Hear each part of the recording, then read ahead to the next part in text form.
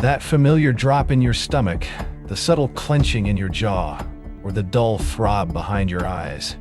Every Sunday afternoon, a specific pattern emerges. It's not just the Sunday scaries or general anxiety, a feeling you can simply push through. These are not emotional failings. They are hard data points. Your body is not manufacturing distress out of habit. It is generating a real-time system diagnostic, detecting an impending threat. This isn't a vague unease. It's your core operating system screaming a warning about the week that is about to begin. It's reporting on an environment it knows will extract a heavy toll. This isn't a random occurrence. What you're experiencing is a preloading sequence. Think of it like a computer program initiating a complex, resource-intensive task. Before the week even begins, your nervous system is already preparing for an anticipated energy extraction cycle.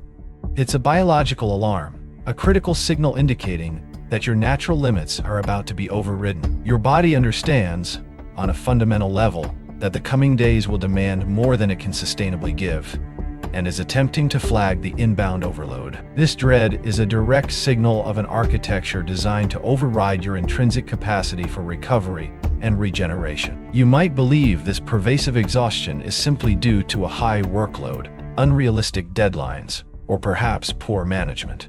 And yes, those factors are certainly present, and they contribute to the grind, but they are not the root cause. This explanation is a head fake, a redirection away from the deeper truth. Your burnout is not merely an unfortunate side effect.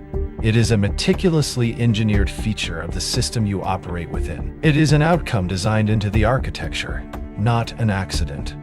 This system requires your continuous output, and it has perfected the art of generating compliance through exhaustion. The external system profits from your continuous output. It achieves this by employing an array of cognitive traps, subtle psychological mechanisms designed to mask the true cost of your participation. These traps ensure you internalize the blame for your own depletion. They whisper that you're just not productive enough, not disciplined enough, or simply not capable of handling the pressure. This narrative keeps you striving, keeps you overriding those critical biological signals, until your body is forced to send clear, undeniable messages like that visceral Sunday dread. Your internal operating system is being methodically overridden. This isn't about stress management workshops or achieving better work-life balance. Those are band-aids applied to a systemic hemorrhage. The issue isn't your personal capacity to cope.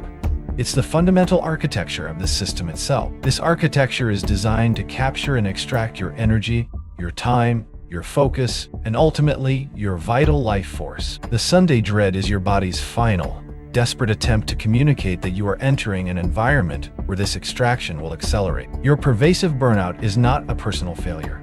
It is an engineered outcome, a symptom of an architecture built for manufactured compliance. You're told to push harder, to optimize, to find hacks to manage the overwhelming demands.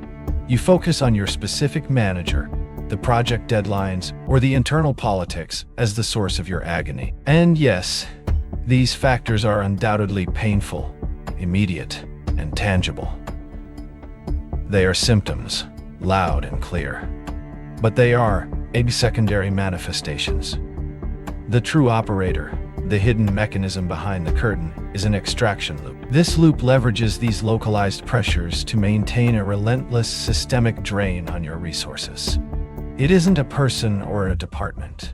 It's a cold, self-perpetuating architecture. This extraction loop doesn't just take your energy. It systematically disarms your internal guidance system. It gradually teaches you to ignore the subtle cues your body sends, the instinctive recoils, the fatigue that screams for rest. It creates a normalized state of depletion. The cognitive traps ensure you believe this slow draining is unavoidable or worse, deserved. This is how the system quietly, methodically, keeps your internal operating system aligned with its objectives. It's a slow, insidious process that, if left unchecked, fundamentally dismantles your ability to self-regulate, slowly killing you by making you complicit in your own depletion. The Sunday dread is not a pathology to be medicated or a weakness to be overcome through sheer willpower. It is actionable intelligence. It is your body screaming data, not emotions. It's a critical biometric alarm signaling that your operating system is trapped in a designed extraction loop, demanding an immediate architectural recalibration. This isn't about quitting your job or tearing down the entire structure overnight. This is about translating that vague unease into a specific tactical boundary.